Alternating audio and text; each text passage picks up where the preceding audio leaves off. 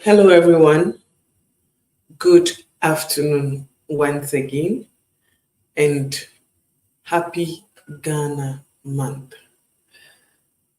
This afternoon, we are saying that we are coming to ask questions, educate each other, and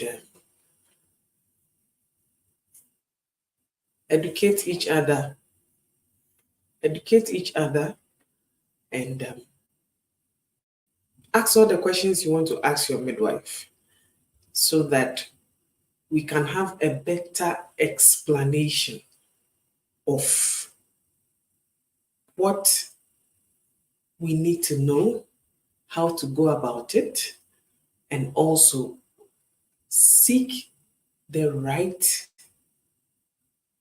health personnel who can help you to have your answers. Then also help the mother back home who just delivered, how she can take care of her baby, how she can get a helping hand from her spouse or any family member she's living with. Also, help her to be a good mom, a perfect mom, even though she can't be 100% perfect because we are all humans. Then also know how to carry herself, especially first timers. Then also to those who are planning to have a baby or those who are about to say, oh, I've had enough of what I want. Me and my spouse, we are saying it's okay, so that we can all have that informed information, an informed choice, and take the right decision. So that's why we are here this afternoon to talk about all the necessary things everybody needs to know as a woman, as a man, what the baby also needs to know. So we'll go and ask our first question. So my first question that I'm seeing on my screen is,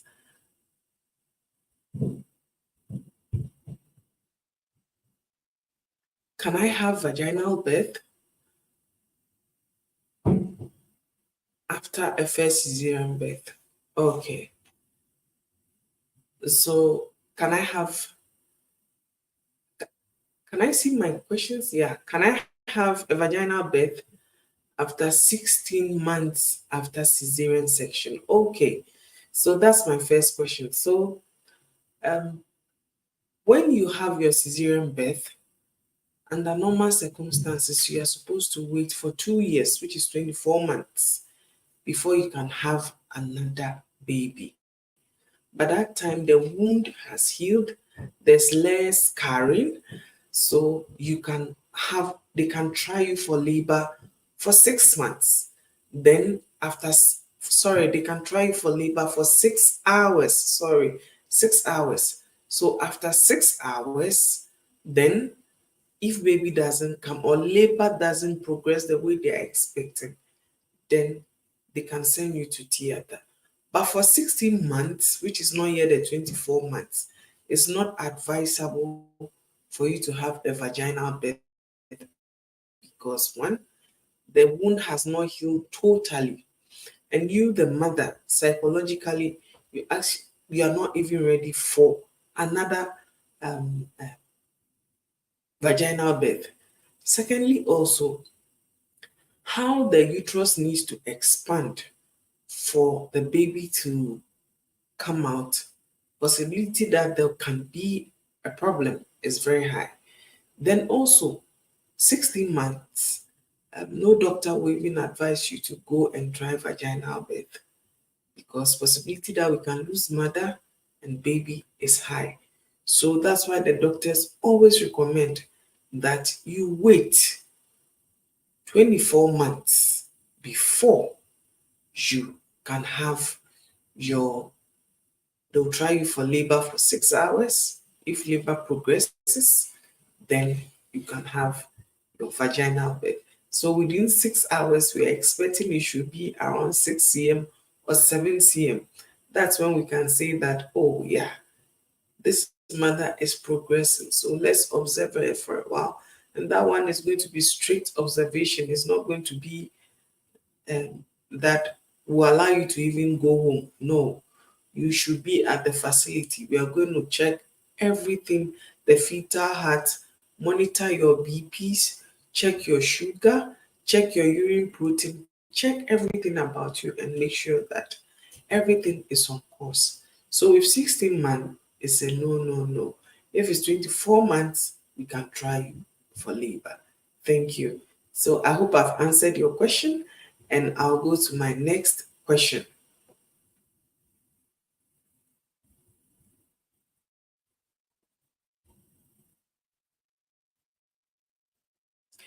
I have seen menstruation. I have I haven't seen my menstruation last month. Can it be that I'm pregnant? Okay. So if you've not seen your menstruation last month, first, before we can say that you are pregnant, you need to have a laboratory test done. So either you visit a facility and complain that you've not seen your menstruation for the previous month, lab can be done for you to ascertain if it's pregnancy. Secondly, also change of environment can delay your menstruation. Previous illness or sickness, which you've been placed on certain medications, can also alter your menstruation. Then also lifestyle changes can also alter your menstruation. So there are so many contributing factors. If your menstruation is not coming, it's best you visit the health facility near you and complain to the physician who is there that you've not seen your menses. You can even talk to a midwife if you live near either a cheap compound or a small facility near you. If there's a midwife there, you can even go to her and let her know that, oh, you've not seen your menses, so this is what is happening. She will do one or two questions. If it's beyond her, she'll refer you to a higher place so that a lot of lab can be done. Scans can also be done so that um, we can ascertain what is actually happening there. There are so many contributing factors when your menstruation is not flowing the way you think it should flow. So it's not only that it's pregnancy, it can be more than pregnancy. So it's best you visit the facility, then we'll do the test, then we'll know the way forward. Thank you. Can I have my next question?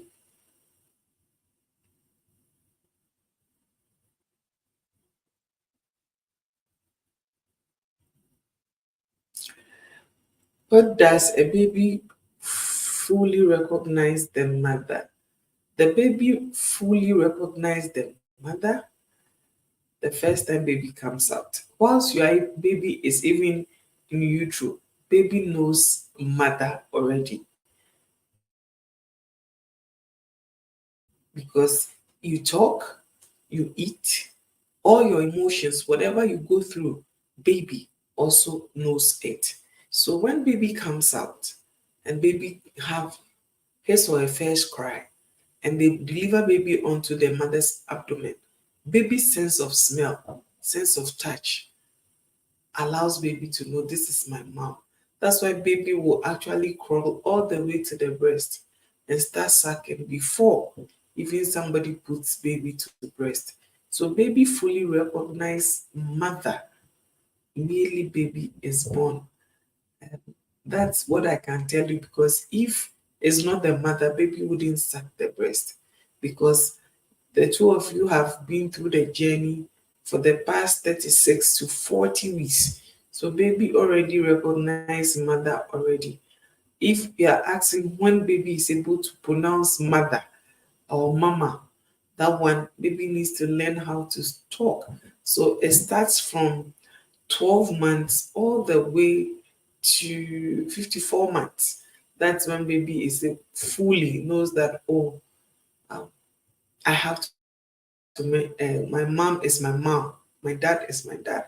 But for the baby to recognize, baby immediately baby comes out, baby knows because baby already knows your voice. And when you talk, baby knows this is mom. Can I have my next question?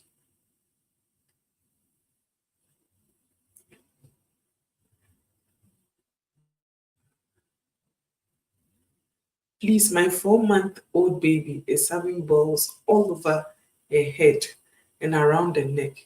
Please, is there any help for her? Definitely, there is lots of help for her.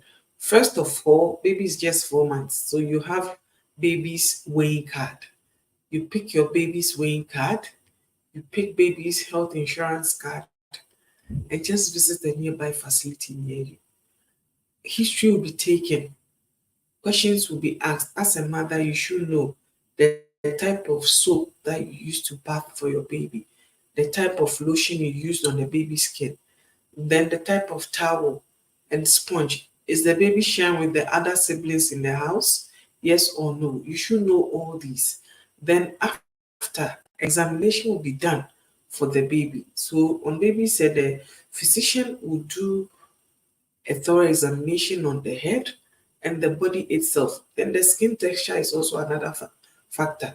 Then we look at the hair follicles, what is actually happening there. From there, medications can be given. A review date can also be given. Labs can be written for you to probe further so that we'll know when you are coming back for your review date, you come with the labs so that we'll know what is actually causing the balls over and over.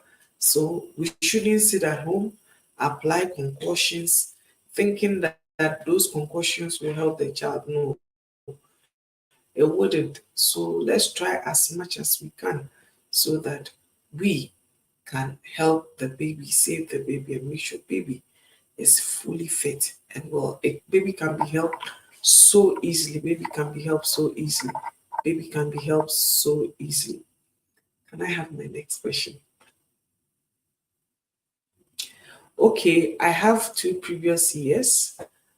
My last child is 3 years, and I'm currently 21 weeks pregnant. There are positive that I can have a natural birth this time. Oh, definitely. You've had 2 previous years, and your last child is 3 years, and you are currently 21 weeks pregnant. Are there any possibility that I can have a natural birth? If you have 2 previous cesarean section, you can have a vaginal birth for the third child. It's only after the first child. Now, I'll give you a very good scenario. The scenario is, for instance, your first child, you had a normal vaginal birth. Second child, you had a cesarean birth. The third child, they can try you for labor for 6 hours. Now, when they try you for labor and progress, you deliver vaginally because you've had a history of first vaginal birth before. The possibility that you can have another vaginal birth over and over and over is high. There are some people who have had vaginal birth about 3 occasions. The fourth child, they have to have cesarean birth because of one or two contributing factors that made them to do the cesarean birth. Now, science has shown that you can go for cesarean not thrice, but you can go either 4 or 5, depending on one, the surgeon or the doctor who is taking care of you, your doctor, depending also on who is taking care of you. So, mothers like that, we advise that you should see a doctor. You should see a doctor, and the doctor will actually probe further. You don't deliver at a health facility or a polyclinic if there is no theater there. It should be a hospital that you have access to a gynecologist, you have access to a surgeon, so that will know they will know how best to handle your situation. We shouldn't sit and say that, oh, this one I can try myself. And to all the mothers also listening and watching, we are saying that please, when you go for antenatal and they ask you, because the antenatal card, we do ask questions to fill the card, we are saying that at the end of the day, you should say the truth. Don't say that, oh, I'm keeping mine because I've done CS before, I'm going to lie to the midwife. You'll be in trouble. You can lose your life. Because when you don't tell the midwife that you had cesarean before, and you think your first child, oh, I delivered myself, you are pregnant for the second time, and you go into labor, and they send you to have a vaginal birth. Because I've seen some before, the mother bled. She actually overbled. Later, the husband came and made us to be aware that the first child, she had um, she had a cesarean birth, not a vaginal birth. She had a cesarean birth, not a vaginal birth. So, to all the mothers watching, we are saying that please, when we go for antenatal and they ask us the questions, let's try and say what it is, because vaginal birth, cesarean birth, all the priority is to save mother and baby. Either even instrumental birth, the priority is to save mother and baby. That is it, so that we are going to have a happy home, irrespective. Nobody will know, because nowadays, even cesarean birth, you don't even have to take so long at the hospital. In the next 12 hours, you are fit to sit, to move around, to carry your own baby, to breastfeed your baby in the next 12 hours. So it's not something that it's a crime or it's something which is criminal. No, we should embrace it, that cesarean birth is there to save mother and baby. Can I have my next question?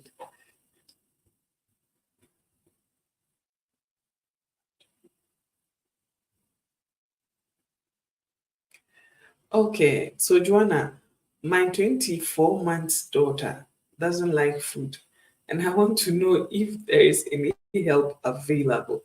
Okay, so Joanna, what I'll say is one, how often do we feed our children? 24 months, the baby should have a normal square meals at the end of the day also, which is 3 times, then have snacks in between twice. So in all, baby is supposed to eat 5 times in a day. So normal meals 3, then snacks is supposed to be twice. The snacks can be fruits, can be vegetables, can be crackers, can be anything that the child will enjoy. And also 24 months, which is baby's exactly 2 years. You can even add breast milk also, even though it's not enough for the babies. So we should know that at 24 months also, baby's digestive system is not that big, depending on the DNA of the child. If the mother is not somebody who is plumpy by nature, the father is not plumpy by nature, you are slim, your husband is slim, then also appetite for food also is also a factor. If the digestive system can take just a little bowl, or let me say 10 scoops of tablespoon, you can't force more than 5 scoops of tablespoon. That is how the child's digestive system can take. If the child can take 10, the child will take. And after each meal, the child also needs water. So when you add water to the diet, digesting will also take place. When it digests, baby will take what she needs and the rest will come out. When it comes out, automatically baby will be hungry again. Then also, we shouldn't give our children pacifiers. Research has shown that children who are being given pacifiers don't like feeding properly. So if you have pacifiers that you give your child, let's try as much as we can to stop and wean the child off it. Then intermittently also, we can breastfeed our baby. It's just 24 months. Our daughter is not yet more 36 months. So we can still give the breast milk. Then add our snacks to it. When we add our snacks to it, at the end of the day, baby will be fine. So Joanne, it's patience also. Growing up, I realized feeding children is not easy. It's a whole task on its own. There are clips you see, people are dancing, people are singing. Just for the baby to feed is not easy. And moreover, at 24 months, they don't like so much chewing. They like more of the smoothies, like I should swallow, like the banku and okra, something which is easy for them to swallow. The chewing, they get tired in their jaw. So when you know your baby, you know your daughter, you know her very well, at the end of the day, you can ascertain and know that, oh, baby likes more of the smoothies than the chewing. So, Joanna, I hope I've answered your question. You can bring more. Oh, okay. Joanna has another one. After miscarriage and proper health is not sick, does it have side effects on the womb, or one can get pregnant and deliver without problem? Joanna, you've said it all. After miscarriage and if you don't have proper health, immediately you miscarry, you should rush to the hospital. Don't think all is well, because when you miscarry, we have to know what happened and you miscarried. Possibility that you can miscarry again is high. So you need to seek help. You need help. So when you go, examination will be done. So especially around your uterus. So we'll palpate. You have scans which will be done for you. We'll also do a blood lab report. Then we'll know if all is well. If all is well, if there are other prenatals which can be given to you to prepare you. So, when you miscarry, you need to let the womb rest at least for about 3 months. So, education will be done, counseling will be done, and you'll be given review dates. So, when you see your physician, then after 3 months, you can discuss about another baby. Medications will be given. After the medications, then you can take it up from there. So that proper care will be taken. So that you are pregnant again, when you are pregnant again, you know that you are ready to carry the baby. So Nana Akusia Kutuya, please, my baby's G6PD is full defect. Please, what baby formula can I feed him with? Thank you. Nana Akosia Kudia. In the first place, I don't know how old is your baby. So for the first 6 months, we encourage exclusive breastfeeding. For the first 6 months, no baby formula. No baby formula. So we encourage that you should breastfeed the baby exclusively. Then also, because baby is fully defect, first you need to go and see your physician or your midwife. Then after you would be referred to a nutritionist or a pediatrician. Based on that, the pediatrician will know what type of formula which is good for your baby. On set, Nana, I can't recommend any formula for you. You need to seek counseling, you need to seek advice.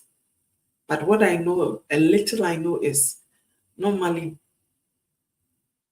patients or mothers or adolescents who have GCSPD food defect, there are type of foods which are not good for them.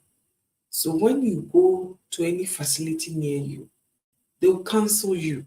They'll also help you. They'll guide you so that you know what and what you should do for your baby. So I hope, Nana, I've answered your question. I hope I have answered your question. Yeah. Can I have my next question? So, Joanna again, but I'm not producing milk anymore. So how can I breastfeed? Definitely, if you're not producing, no problem. If you're not producing, no problem, Joanna. If you're not producing, no problem at all. Still, the feeding is 5 times. So 3 is the normal feeding. Is the normal feeding. Then 2 is the snacks in between. So let's look at that. We can even squeeze orange in the morning. You know, orange normally gives you good appetite. It makes your taste bud very, very, very good. So what I'll also say is if you can squeeze orange and give it to baby whilst you give baby breakfast in the morning. It depends on the breakfast you're giving your daughter in the morning. Then you can also give afternoon, give snack, give another snack, then supper. So you feed in bits. When you realize that way, you don't feed at a go. Then also you feed in colorful plates, colorful bowls, use colorful spoon. You know, there are spoons which have characters on it. Some children are attracted by what they see. When the food, the face is so dull, the child will never feed. But when it's colorful, when the bowl is, you do things which will entice your daughter to eat more. Your bowl should be colorful. You should have a symbol in it. Your spoon that you use to even feed her, it should have a character of a choice.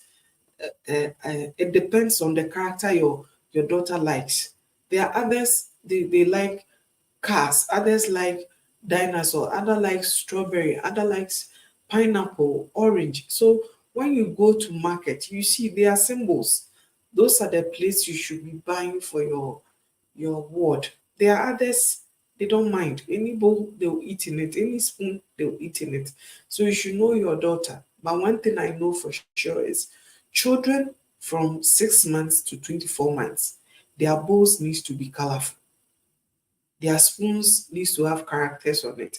After 24 months, any by 24 almost getting to 36 months, they are okay. When you use even adult plates to feed them or adult spoon, they will eat. That time they are getting mature, they are trying to understand why they need to eat. And that's when you can do what you are supposed to do. So, Joanne, I'm not, if you're not producing milk, no problem. We are good. But let's make the food enjoyable, colorful, especially it should be so colorful. You garnish it with things that will brighten it up so that the baby can eat. I hope I've answered your question. Can I have my next question?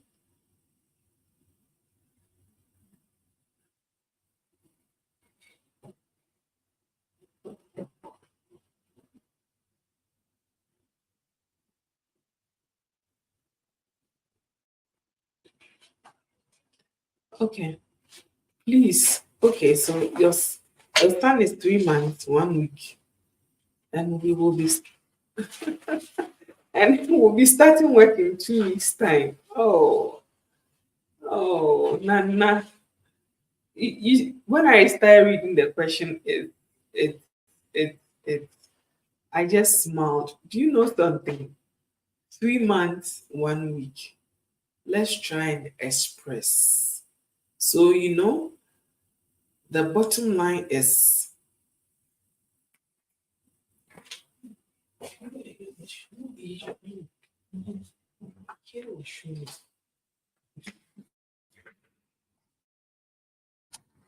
so one thing I will encourage is you have 2 weeks to start. So since you have 2 weeks to start, you should start giving baby express breast milk. You start giving baby express breast milk. Let baby know. Let baby understand that mommy needs to go to work. Our children really understands us so much. They know that at the end of the day, when it's about to start, when you talk to your baby, you think baby doesn't know, but baby knows. Baby knows, and baby knows very, very well. So at the end of the day, we are saying that one, let's learn to express the breast milk and give it to the baby whilst we've not started work yet.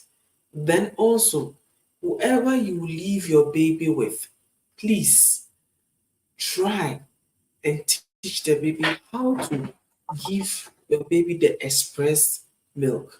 Try and give the baby express milk. Baby needs to breastfeed exclusively. Then also when you come back home, instead of the expressed breast milk, you put baby straight to breast. You put baby straight to breast. Then after, what you do is you put baby to breast. It creates the bond. Baby knows that mommy goes and comes back. Mommy goes and comes back. So baby will understand that the breast milk is all that he or she needs. But we shouldn't give baby formula and leave baby to somebody. No. Then also the trick is you can express especially at dawn. At dawn. You can have enough milk.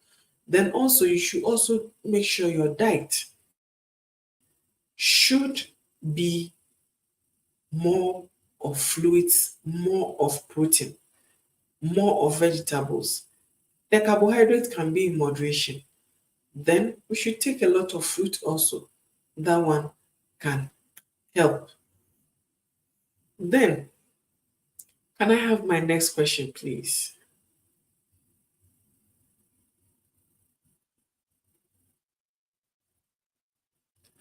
Okay, when is it okay to start having sex after giving birth without using contraception and not getting pregnant? Okay, Catherine, now after 6 weeks, you can have your sexual life back with no problem. But you should also bear in mind that by 6 weeks, you are ready to have another baby again. So, the advice we give to mothers who have delivered is you should know your cycle. There are others, their menses will come exactly 4 weeks when they deliver, others also 6 weeks, others more than 6 weeks. Some even can take 6 months. But the secret is because you are doing exclusive breastfeeding, exclusive breastfeeding for the first 6 months serves as a family planning method for you. So it protects you and guides you as a mother from getting pregnant. But after 6 months, you need to talk to your midwife so that you know family planning is it's not only about medications, no, it's about The natural method also, you can use it. You can use the natural method also. That is the calendar method. Okay. So all these things can be done so that at the end of the day, we can know what to do. Then also, um, enjoying your sex life after birth is perfect with no problem. But like I said, you should always talk to your midwife. Always talk to your midwife and have an enjoyable um, intimacy with your partner. So I hope Catherine have answered your question. After 6 weeks, you are ready to go. You are strong enough to have sex. Please, can I have my next question?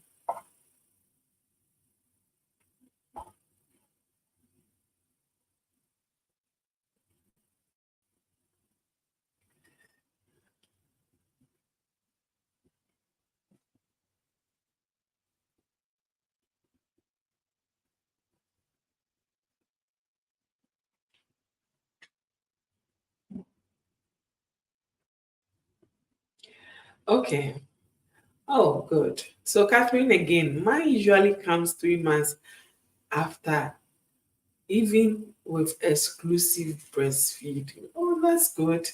But all the same, even if it comes, because you are breastfeeding, there is no way pregnancy can occur unless after 6 months. Unless you tell me that previous experiences have shown you that after 3 months, uh, and you start being intimate with your partner, uh, pregnancy occurs. I know it's after 6 months. After 6 months, it doesn't work anymore because what needs to actually help you is only for 6 months. So it's even good. There are so many menstrual cycle charts apps that you can also use to monitor when you are free and when you are not free.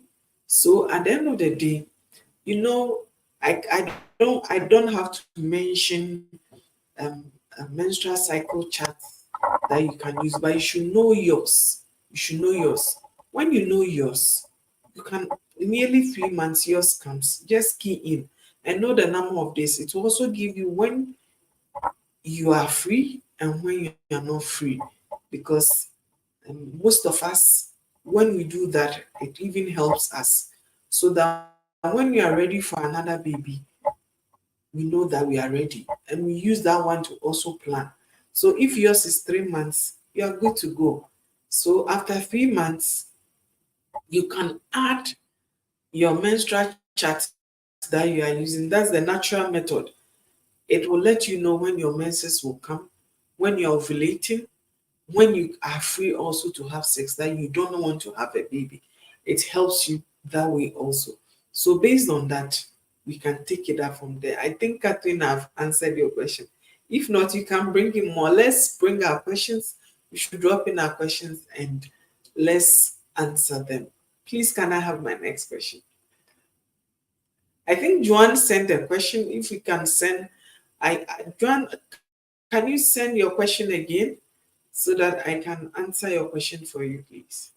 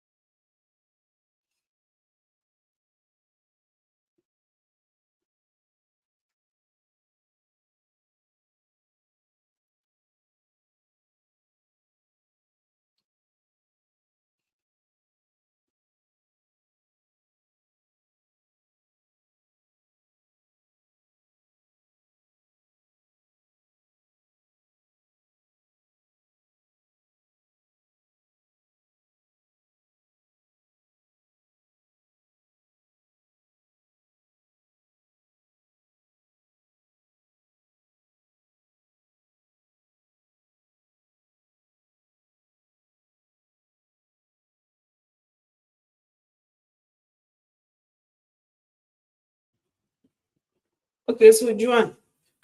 Okay, so let me go to Catherine first, then I can talk to you, Joanne. So Catherine is saying, could you please talk about different concepts?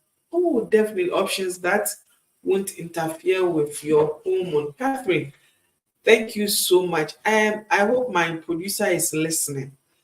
So definitely we'll do a whole topic on family planning for you, Catherine, and other mothers actually watching us. But what I can tell you is we have the natural method, that is the calendar method that we use.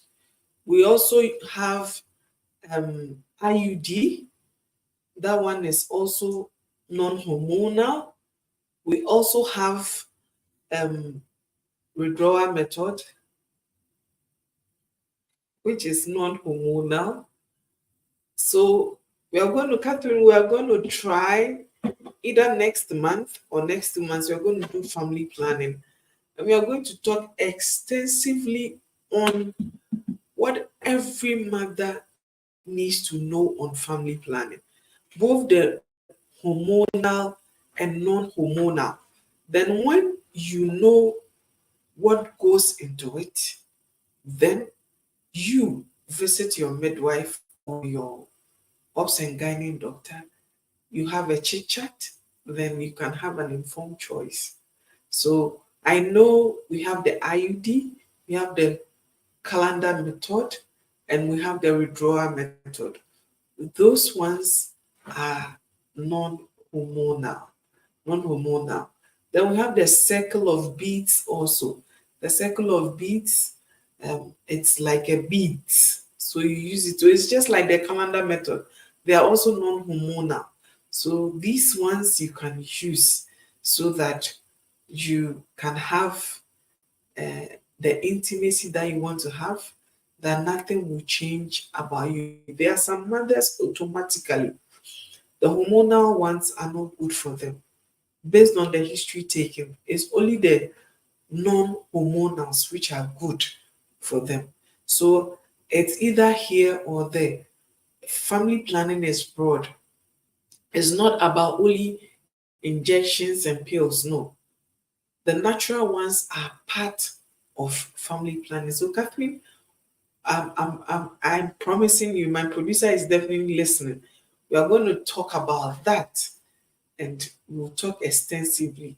The condoms too are there for you. Those ones too are non-hormonal. You can use that one also.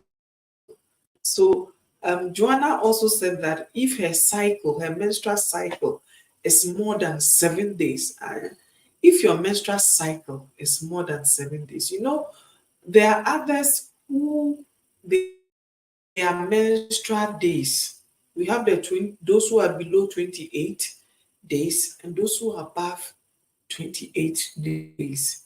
There are others 22 days. That's how their cycle run. So you should know yourself one. If your menses is more than 7 days and you are over bleeding, maybe it takes more than that. Our advice, you see counseling first. The first is to talk to your midwife, which she will refer you to a physician.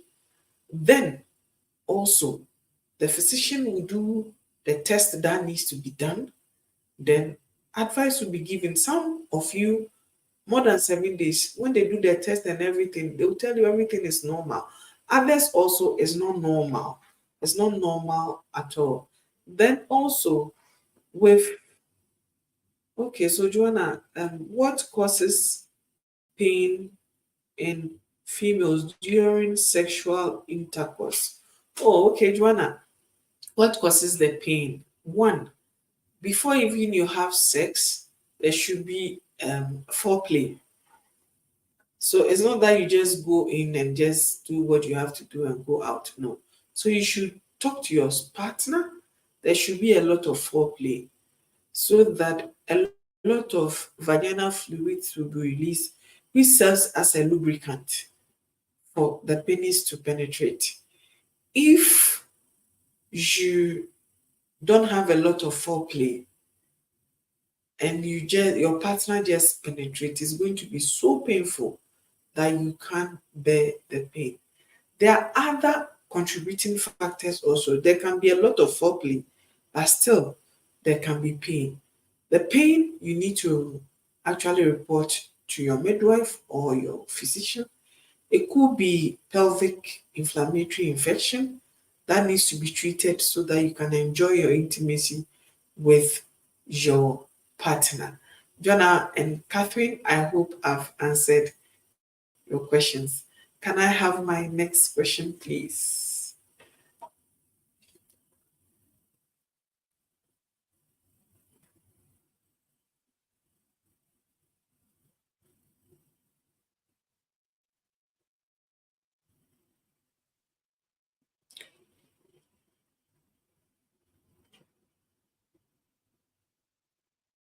Okay. So, what we also know is exclusive breastfeeding helps the mother also. It helps the baby also. So the baby is able to pass to, it also gives the child its first immunity. The first 1 year of the child's life, or the first 6 months, the only immunity the child has, the child gets it from the breast milk. Reason being, when you were pregnant, we were going for antenatal. They were giving you your prenatals, you were taking it. Since you were taking it, automatically all the nutrients, all the immunity the child needs, the child will get it from the breast milk. So we encourage that we should breastfeed our children for the first 6 months. When you are going to work, you are a working mother, let's learn to breastfeed our babies immediately we come home, because when we are leaving, we'll express it and leave it to the caretaker. In some facilities, what they do is they have a place for mothers to breastfeed their children. So you are being allowed to come with your baby, and your caretaker will be taking care of the baby. Gradually, you can go in and go and breastfeed, and you come. Then also, we shouldn't forget, we should send our children to child welfare clinic. It's so important, which we call weighing. Yes, which we call weighing. We should send our children there, because the child needs its immunization from birth, which is the BCG and the polio, from 6 weeks, 10 weeks, 14 weeks. Then by 6 months, the child needs its first vitamin A. Then 9 months, the child will take another shot. Then 1 year, baby will take its second vitamin A. Then 1.5 year, baby will take another shot. So that is a routine. So by 1.5 year also, baby will take another vitamin A. So the vitamin A, the child will take all the way to 5 years. That's why the child welfare card covers all the way to 5 years. Aside that also, from 0 to 5 years, the child needs to thrive. That is, the child needs to survive. Your child needs to be alive for you. For the first 5 years, that is the crucial moment for your child. It's a milestone the child needs to go through. The first 6 months, your baby should be sitting and crawling. You don't force it. It's a milestone. You don't need a box to put your baby in for to help the baby to sit. No, the baby can sit on his or her own. At the same time, 6 to 9 months, baby should be crawling and able to hold things to stand. From 9 months to 12 months, baby should be able to be walking. After 12 months, baby should be running. At the same time, also, by 3 to 6 months, when you are breastfeeding your baby and you put a finger in your baby's palm, baby should be able to grasp it like this. So that is the grasping reflex. That shows that baby should be able to hold crayon, should be able to hold pencil, should be able to scribble when it's time for the baby to or your child to scribble. Let me take it again. So between 3 to 6 months, some even do this so early. By 1 month, when you put your finger in the baby's palm, baby is able to hold it so tight. That's why when they are breastfeeding and they'll hold your dress, they don't want to let go. That is the grasping reflex. Baby should be able to do it perfectly so that when it's time for your baby to or your child to hold a crayon or a pen or a pencil, your child should be able to write. Let me answer Joanne's question, then we'll continue with our education. Joanne says, why is it impossible for mothers who eat properly to produce less milk? It's impossible for mothers who eat properly. Definitely, if you eat properly, you should produce more milk. Now, breast milk, before you produce more, it's less stress.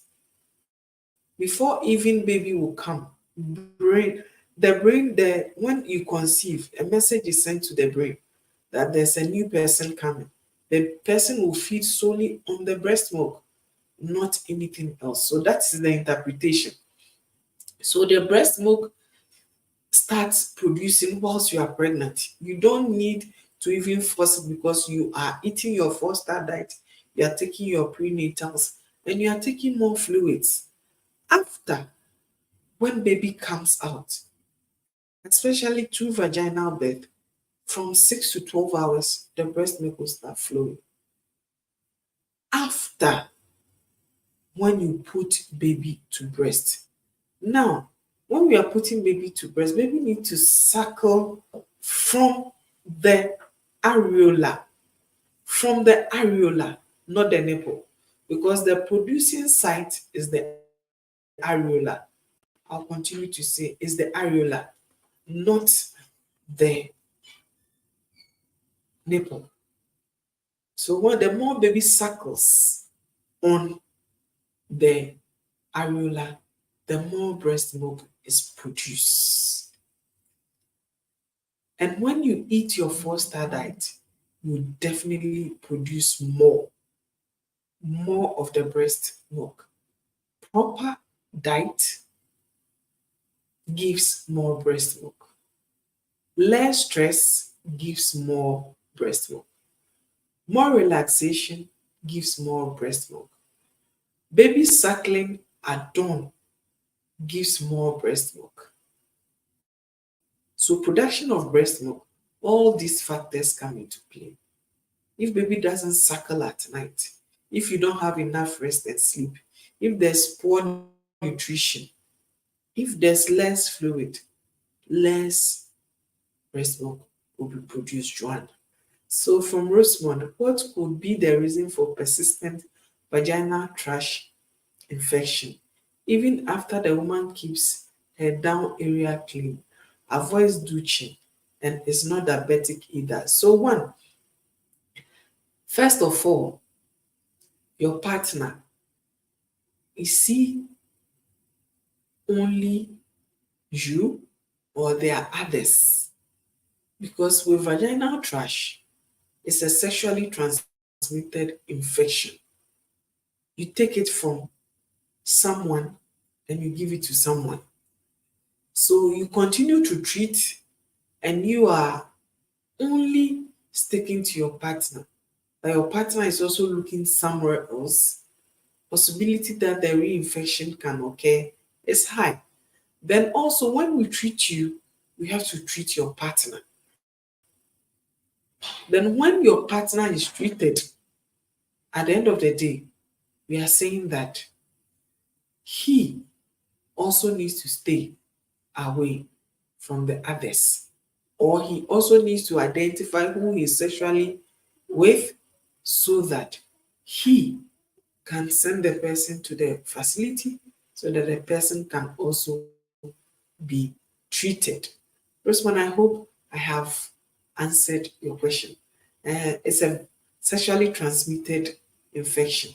So both parties or all parties needs to be treated so that the reoccurrence can stop.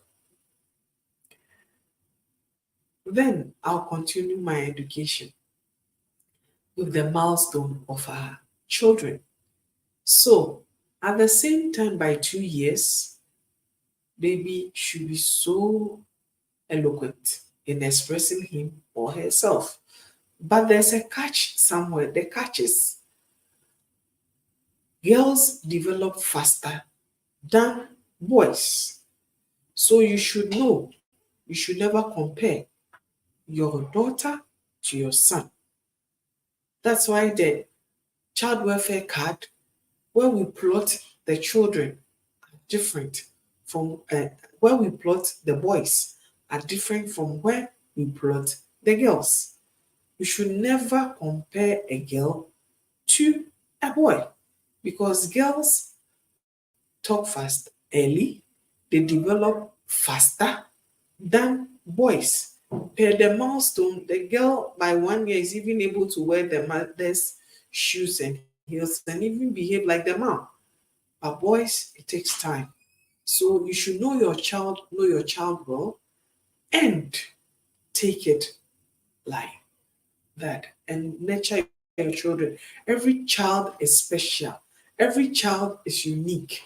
Every child is handsome and every child is beautiful. You should know yours and just adapt to it and understand your child. So, Rosemond, again, what is the most trusted way you can advise for potty training a boy? Okay, so potty training a boy. Boys find you look, you should schedule yourself and also schedule your boy. So with kids, they are indirectly, you can program your child, even though your child is not a laptop or a tablet or a phone, no. So the time of waking the child up to use the washroom is high. Then also you teach your child, if the child is able to talk, you tell him or her, if you want to poo poo, you tell me. If you want to wee wee, you tell me. Beginning, they'll finish wee weeing or poo pooing, then before they'll even come and tell you poo poo or wee wee. Gradually, when you send them to the washroom, they sit on the washroom or the chamber pot. Even though when you sit them, they won't poo poo for the first time or they won't wee wee. You put the napkin or the diaper on before they will do it. The more you do it, the more they understand the concept. And the reason why they should do it in the pot than in the diaper. It will get to a time they themselves will be removing the diaper and they will go to the washroom. Beginning, they can even poo poo in the washroom on the floor or even urinate on the floor. It's gradual. Gradually, they will get a hand of it, especially when the talking becomes better and they are able to express themselves more. They will let you know if they want to poo poo or they want to wee wee. I'd like to say a very big thank you to PZ Customs Ghana. I'd like to, Joanne, I'll answer your question. I'd like to say thank you to PZ Customs Ghana, to Ghana Registered Midwives Association. To all Ghanaians, we say Happy Ghana Month. And today we are seeing Good Friday. Happy Good Friday, because we are in Easter. Today, they've crucified Jesus. And we know that everything is going to be better from Sunday as a country. We are going to enjoy more of Midwife Ruby in PZ Customs Ghana, and lots of goodies will be coming your way. So you should be checking our site. We have exciting things coming your way. We are also going international very soon because we have other countries who are actually joining us and we are watching us from Ghana. So as in PZ Customs Ghana, we are so excited to welcome all other African countries on board who are actually watching our health chat. Joanne, how can I stop my daughter from sucking her thumb? Okay, So the first of all, one, you should try as much as you can when she's putting the thumb in the mouth, you should remove it. When you remove it, it will help. Then also, there are local remedies that people do. For instance, mine, I from day one, even I don't allow you to put your hand in your mouth because I have a song that I sing when you are too small, like very small, from 1 month, 2 months going. I have a song that I sing. So I didn't get a challenge that the child will be putting the thumb and be sucking. The challenge I had was when he was teething. It's so painful, we know. So he tries to put the hand around the gum to soothing him. So I need to talk to a doctor, and medications were given to soothing the gum so that he will be fine. But the thumb, I have a song that I sing to my child. Immediately you come 1 month, I start singing. So other remedies also is putting something which is so bitter around the thumb so that when she puts it in the mouth, she knows that the taste has changed and she'll stop sucking the thumb. Joanna, I hope I've answered your question. So my response is a final question. Is there a scientifically certain method for getting yeah, that you have to talk to your gynecologist first. I can't mention any medication on set, but you can talk to your midwife, you can talk to your gynecologist. There are so many ways. Science, yes, science has proven that there are ways aside the natural ways of you getting pregnant with twins or triplets. You can have an IUI, you can have an IVF, you can also have medications with sex that can also help you to have your twins and your triplets. I hope, Rosemond, I've answered your question. Yeah, I have. So okay, so Joanne says, is it normal for a baby not to feel warm or feverish when teething? Oh, it's normal. There are some children, they are very strong, so strong. They don't show any sign, but they'll be teething. Only they become slightly dull, their mood will change. Their feeding pattern will also change. So they will like more of swallowing than chewing. So there are some children, they won't run temperature, they won't do anything, they'll be jumping here and there, but their feeding pattern will change. So you should know your child and address it as such. Joanne, I hope I've answered your question. My producer, is there more questions? Okay, so I'd like to say thank you once again to all our viewers. Um, from the bottom of my heart, I love you so much for always coming and joining me on set. I love you so much. I love you so much that you make this program so exciting, so educative, that we always come on board to ask our questions. Okay, Joanna says a final question. What causes babies to poop flames? It could be teething, it could be infection. So when your baby is pooping flames, first of all, when you realize it, please the next day send your baby to the hospital so that we'll ascertain if it's infection or it's teething. Or there are medications to help to solve it, the teething or the infection. Both have medications that can be used to solve, and you will be fine. Joanne, thank you so much. To all the mothers who asked questions, Joanne, Catherine, Rosemond, Nana, thank you so much for coming on and having that time with your midwife expert. We are saying that we love you from PZ Customs Ghana. We adore you. We say that we love our babies and we love our mothers. We also love our fathers. So we are saying that every month, come, come and learn with us. Come and learn so that you can share with a friend, with a sister, with a brother, with a sister-in-law, with a caregiver, so that when you leave our babies home, you know our babies will be well taken care of.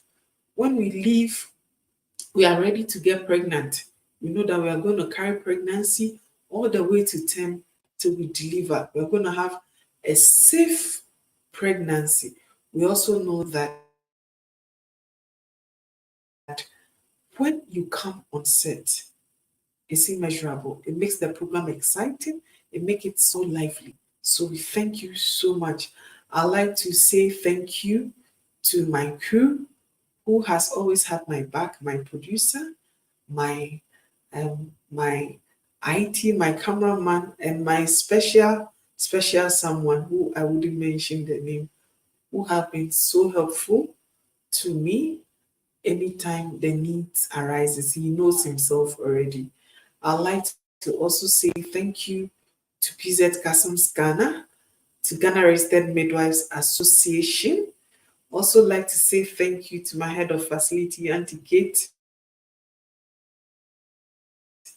to my DDNS, Ma Francisca, to my director, Dr. Porte, to my DDNS Metro, Madam Monica Afuakwa, DDNS, thank you so much.